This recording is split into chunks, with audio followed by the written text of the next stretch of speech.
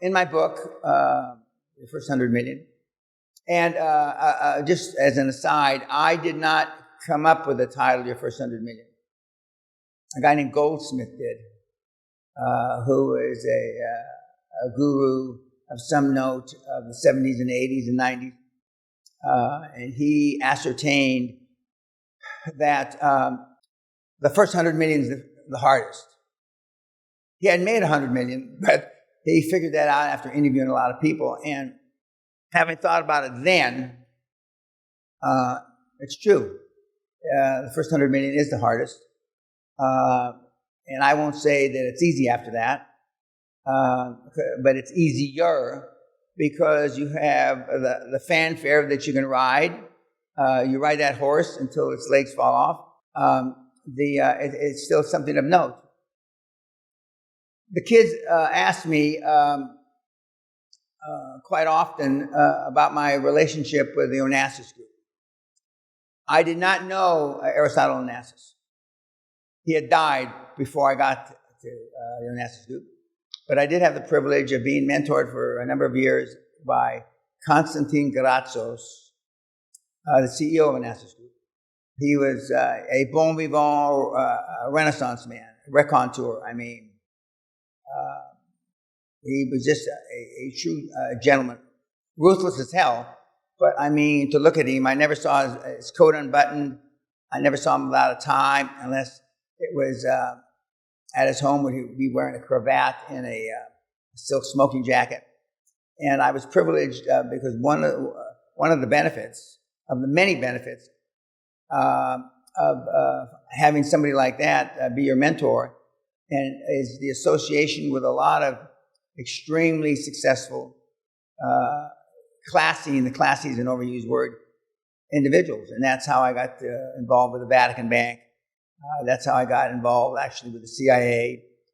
That's how I got involved with the Marcos family, Imelda Marcos, the Philippines, through my association with Mr. Gratsos. And he gave me various projects. I never got paid a nickel. And I'd always say yes and then find out what the project was after. Most of you want to know what it is. And one of the things I'm going to stress starting tonight and tomorrow for the seminar is all you kids want to know why instead of how. I won't say I never asked why, but I almost never asked why. I wanted to know how. And even though I volunteered for things not dissimilar to my experience in the military, I found out how to do it after the fact. And that's where I believe on-the-job training started, OJT. And I got a lot of OJT being with Costa Gratsos. I called him Mr. Gratsos. And then later on, I called him Constantine. And then later on, I called him Costa. He never called me anything other than Mr. Peña.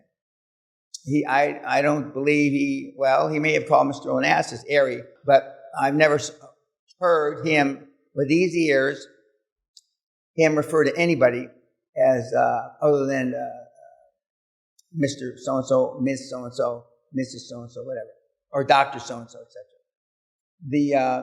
It's a great experience.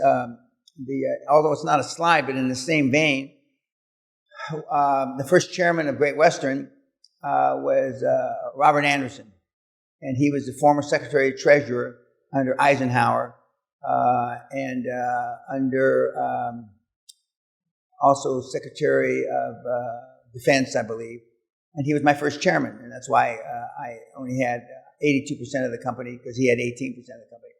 But I mean, the doors that he opened, and still today, in serving on some of the boards that I've served here in the last year or two, I've been on a board and exposed to the former Commandant of the Marine Corps. I've been exposed to various and sundry luminaries from science and from banking. And these people are the people that open their doors for you.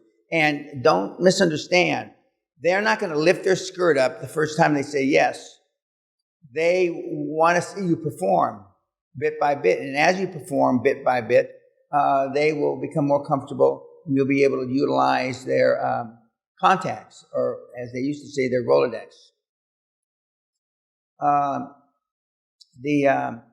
Somebody asked me at the last seminar, actually, how it is that I've never been afraid of animals, big animals. And there's a picture on my, not my website, but I'm sure on YouTube, that when I was about 14 years old or thereabouts, I was exposed to Jackie the lion that's in the Metro-Goldwyn-Mayer pictures with the big lion. And I played with him, much to the chagrin of my mom. And my dad was always throwing me in the breach. My dad wanted to man me up. And remember, I've said this on line before. From about 0 to 8 or 9, I was a mama's boy. I was an extension of my mother's hip. And I attribute that to most of the time my dad was gone. And then there was a period from about 10, 11 through 14 or 15, my dad didn't travel as much, so I was exposed to him more and more, which was a good thing. I don't know how tough I would have been if I had no exposure to my nourishing mom.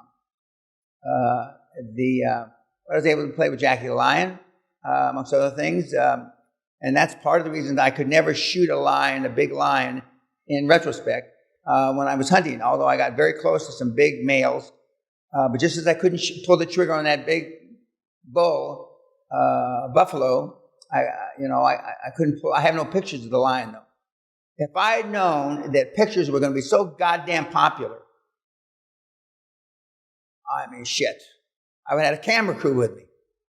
Because a lot of the things now, I can't verify because there was no iPhone there.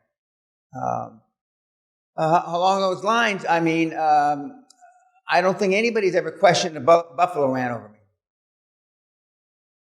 Notwithstanding, he's hanging in my great hall. But I do, from time to time, get shit about me killing the bear in Alaska. And if you've seen the movie Remnant with DiCaprio, and it's a long, drawn-out thing, and a skinny little shit DiCaprio, I love him as an actor, fights his bear off. But I shot the bear 3 times with a high-powered rifle. So to say that it wasn't a fair fight is an understatement of biblical proportion. And we have the bear in my trophy room. So it's not the same as the buffalo running over me. But it's, and I don't talk about it that often because I'm not so proud that, he was not dead, but almost dead when I jumped on him. So it's no big fucking deal. But we do get smart asses from time to time that want to know. Most of you can't even fathom getting eyeball to eyeball with a bear. Most of you can't even fathom getting eyeball to eyeball with a charging buffalo. Why? Because you have no fucking balls. Your father had no balls, and probably your grandfather had no balls. Hence, you're a cunt. One of the things that I consider a failure, I don't list it under failure in business, is I had a goal to participate in an exorcism.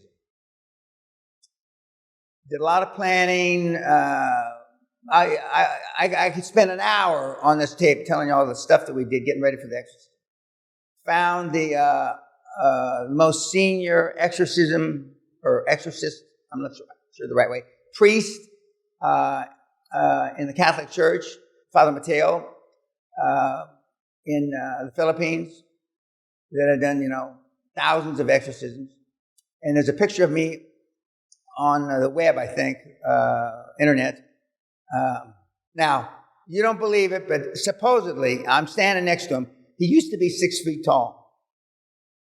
And it looks like he's this tall standing next to me. And I spent a whole day out at the seminary learning about it, because everybody that participates in an exorcism doesn't have to be a priest or holy person, and I was going to do the lay part, where all you keep saying is, "Our Father who art in heaven, hallowed be thy name," and just keep doing that while he does all the other hocus pocus. And they introduced me to a few priests, exorcist priests, all of which looked like they had seen the devil. All of which were old, sunken eyes in their head. And these were guys, some of the guys in their 30s. They looked like they had been beaten up by the devil. Well, and they all, to a man, begged me not to do the exorcism. Sounds good, Mr. Peña. I understand. You're not afraid of anything. You're tough. I understand all that, Mr. Peña. But you have no idea. As it turns out, Father Mateo was called back to Rome for some award, and he never came back. He passed away, and I never got to do my exorcism. That's still on my bucket list, and not just Catholic priests do exorcisms. But for all the planning I did, I read books, and I don't read books, remember? I read books. I met the second most successful exorcism priest in the Catholic Church, and he also was in the Philippines, and he was actually stationed in Manila. And he said the same thing. He said, it sounds good, but a lot of the things that are in the movies, the exorcism movies, actually come true. Now, whether their head spins around and they spit up green shit or not, he didn't attest to that. But the levitation and some of the other things, and them saying violent things, the person that you're going to exorcise, I'm not sure that's the right word. The person you're going to do this to says bad things. But anyway, so I consider that a failure. And I was doing it since I'm virtually not afraid of anything. Nothing. I wanted to go mano a mano with the devil. I personally know who would win, but that's how far I have to go to get uncomfortable. And when I hear you mealy-mouthed wannabes complain about stuff, recently I got a letter, email from somebody complaining about life's tough and yada, yada, yada. I showed it to Sally. I don't normally do that. And Sally wrote me back. This is very uncharacteristic of Sally. An email that long, that thick, saying I was embarrassed for him. I was ashamed that he would write you such an email and think it had no consequences. You can't help but read that email, no matter how generous you are, and not think this guy is a worthless cunt. This is from Sally. No budget Sally. And right now on the internet, her drop-head coupe Rolls convertible is just got delivered yesterday. And I said in the filming, which I believe was at the end of the teaser for this seminar, if you don't think money can buy happiness, you're fucking crazy. I mean, and I said that I have, and it makes me feel good to see her happy. And I know many of the kids, and I'm going to talk a lot about it during the seminar, are exiting now, and their wives are, as I said, get used to the money a lot quicker than the guys. And that makes me feel good. That makes me feel good. And at the same time, adding to my numbers is the greatest of all time.